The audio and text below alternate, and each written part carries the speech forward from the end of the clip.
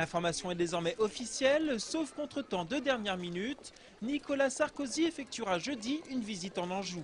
Le président de la République devrait se rendre dans une ferme de Domeray, dans le nord du département, avant d'enchaîner avec une réunion publique consacrée aux questions agricoles.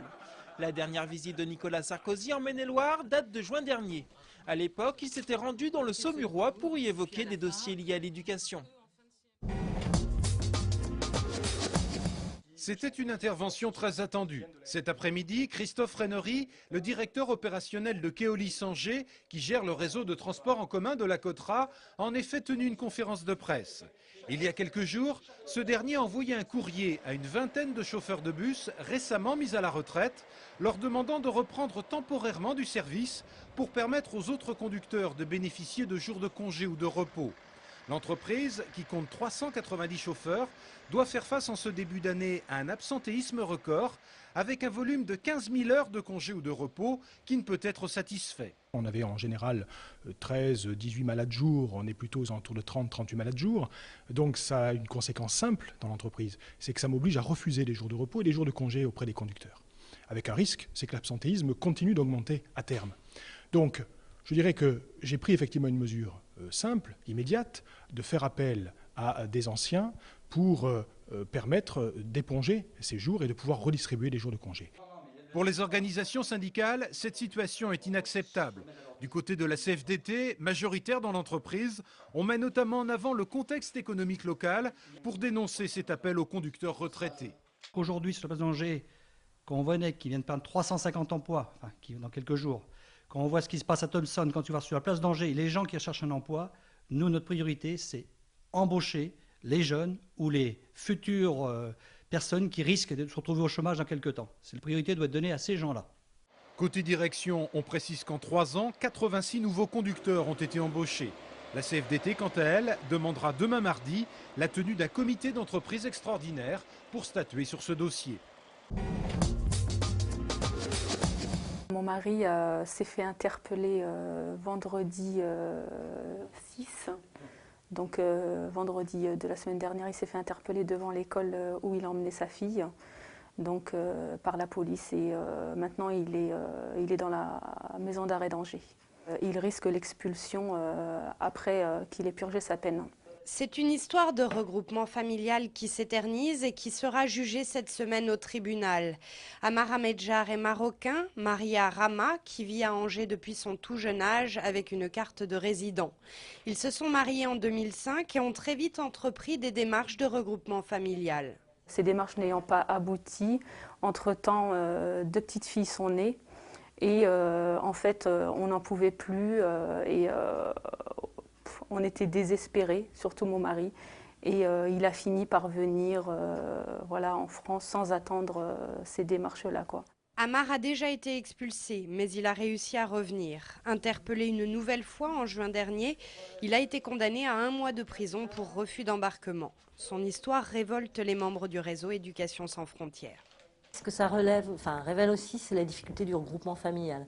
C'est-à-dire que là, on a une situation, ils sont mariés, il y a 2 enfants, mais en fait, les conditions deviennent tellement drastiques maintenant que les gens sont forcés à rentrer dans la clandestinité, quoi. Demain matin, au tribunal administratif de Nantes, Rama apprendra si l'arrêté préfectoral de reconduite à la frontière de son mari est confirmé, un arrêté qui lui aura été notifié une fois emprisonné.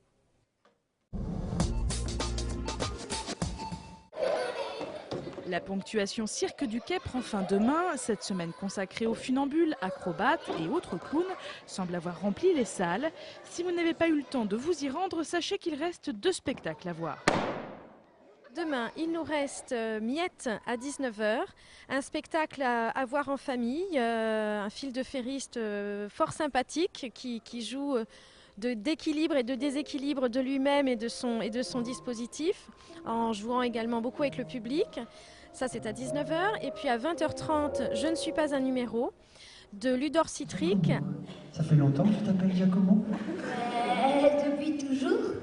C'est plus pour les plus grands parce que c'est un spectacle de clown, mais c'est un clown un petit peu particulier, déstabilisant, un petit peu trash. Un goût prononcé pour l'ultra-violence. Pour plus d'infos sur les représentations de demain, rendez-vous sur le site internet du Quai.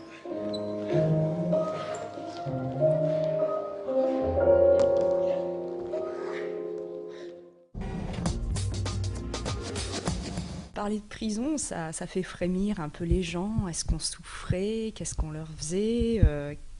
Qu'est-ce qui pouvait se passer au quotidien? Bienvenue à la prison de Fontevraud. Le saviez-vous, l'abbaye de Fontevraud a accueilli pendant 150 ans une prison. Née en 1814 d'une décision de Napoléon Ier, le lieu de détention a été fermé dans les années 1960.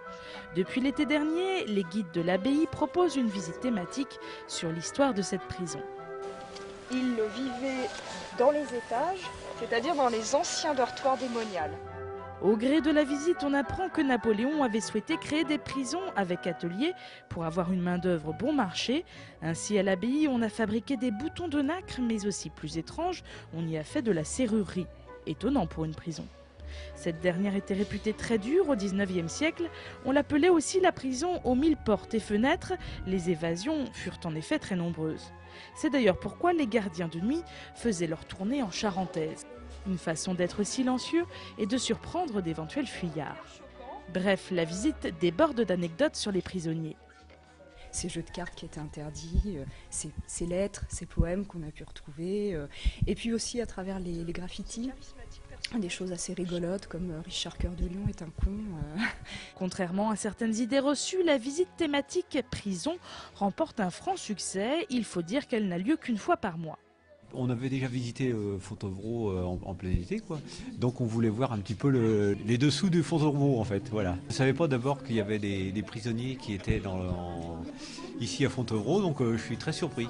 Au fil de la visite, on découvre notamment les cages à poules. Ici, par exemple, on enfermait les prisonniers violents, mais vraiment très violents, ceux qui ne pouvaient pas se contenir, donc qui étaient enfermés là. Sachez aussi que quelques prisonniers restèrent jusque dans les années 1980 dans la prison pour aider à la restauration des bâtiments. La mystérieuse prison de Fontevraud est à découvrir une fois par mois. Attention, il vaut mieux réserver ses places.